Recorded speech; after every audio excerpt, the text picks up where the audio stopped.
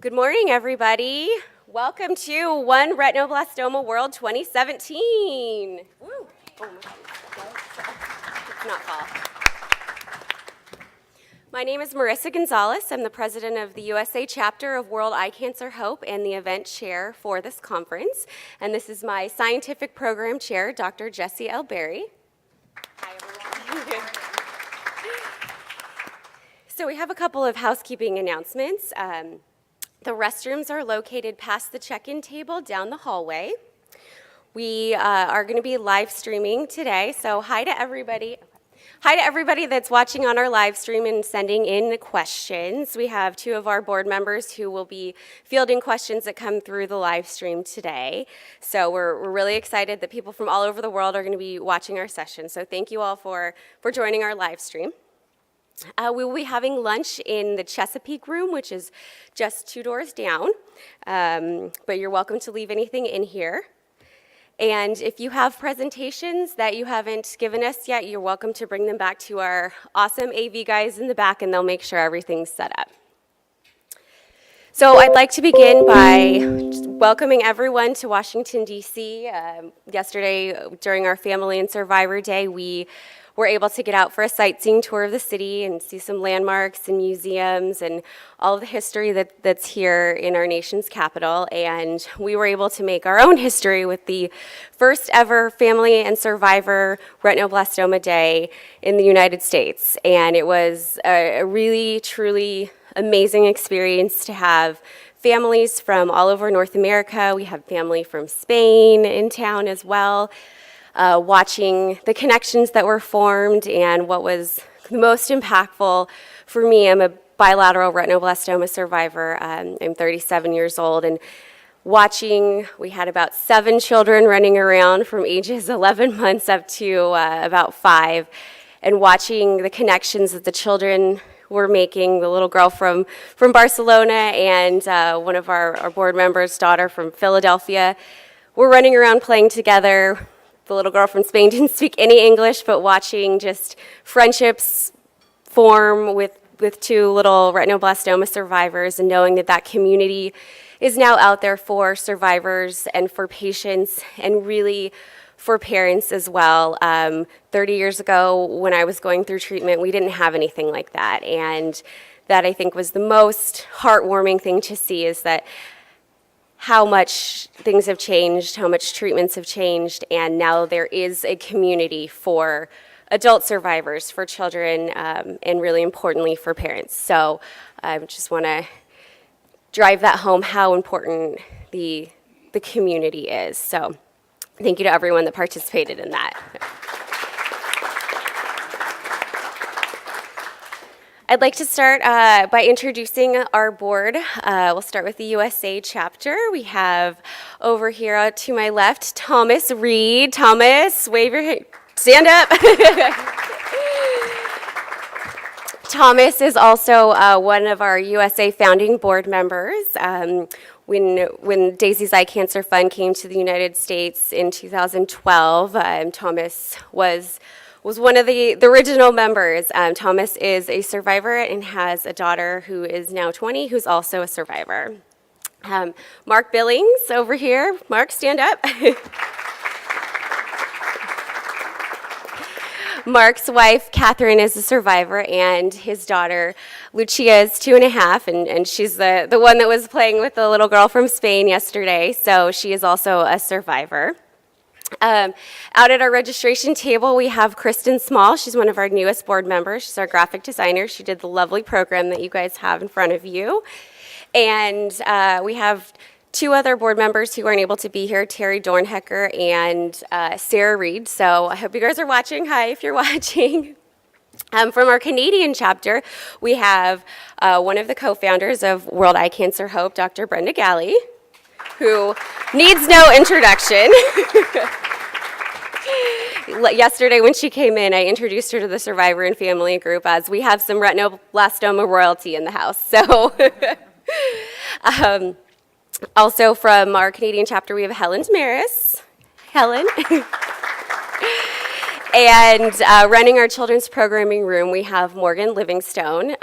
She's doing a full child life program for all 3 days of the conference. And even if you don't have a little one in the room today, definitely find some time, maybe at lunch, to go check out all the really amazing activities she's doing. She and her child life intern, Kim, you're going to not want to leave that room because they're doing so many fun things. Our last board member who is not with us today is Abby, but I know she's watching, so everyone say, hi, Abby. Abby White, who co-founded Daisy's Eye Cancer Fund and now World Eye Cancer Hope with Brenda, as you all know, is someone else that needs no introduction because she is really the international face of retinoblastoma. Her entire life, she has put so much heart, so much work, and so much love into helping families whose children have retinoblastoma. She gets calls, emails, Facebook messages at all hours of the day. My child was just diagnosed. I have no idea where to turn. And those people go to Abby as a resource, and she will stay up all night and do anything she can to help everyone. And we would not all be sitting here today if it were not for her efforts. So in her absence, I would like to give a round of applause and just acknowledge all of the work that she has done over the years, and we really miss you, Abby. So this is for Abby.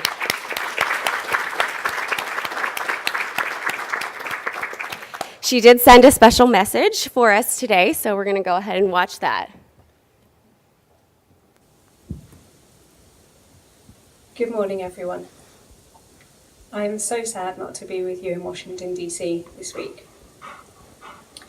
As a retinoblastoma survivor, there are times in your life when you have to put your own needs first, and I find that this is one of those times for me.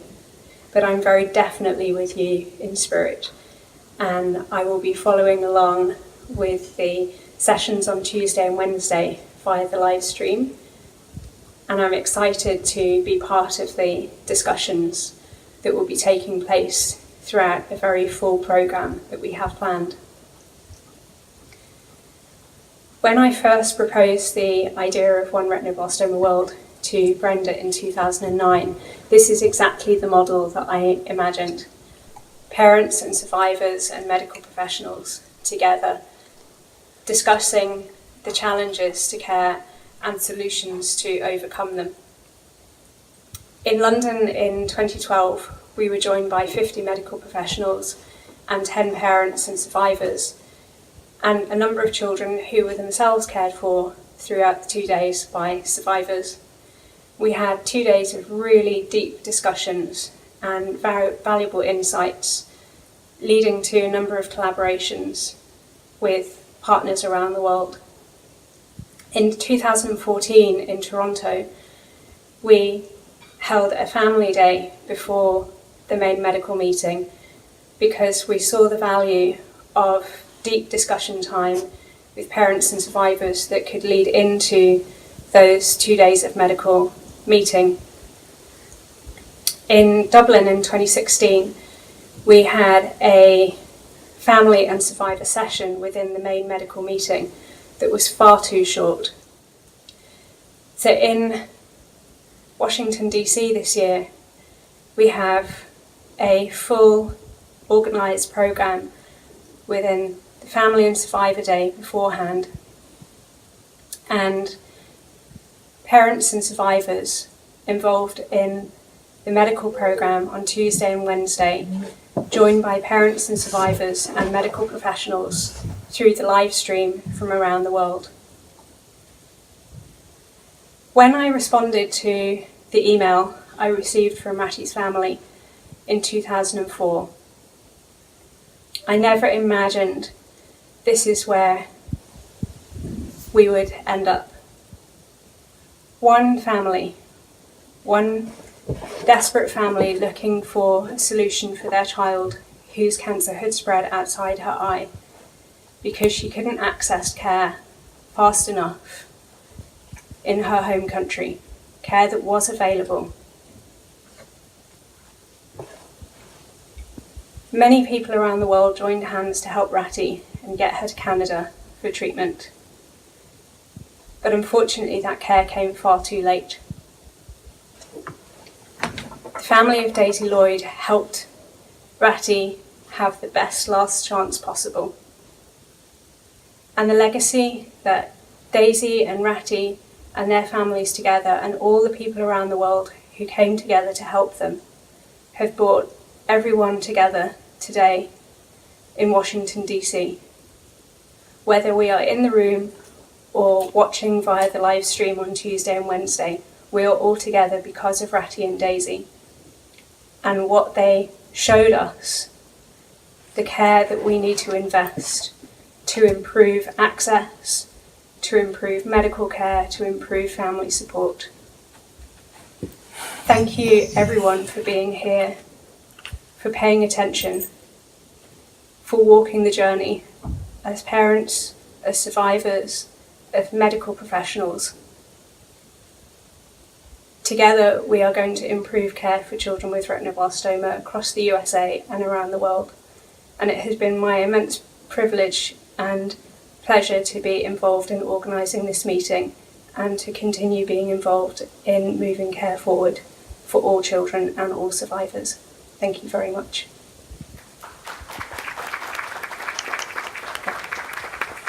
I think that's it. Thank you.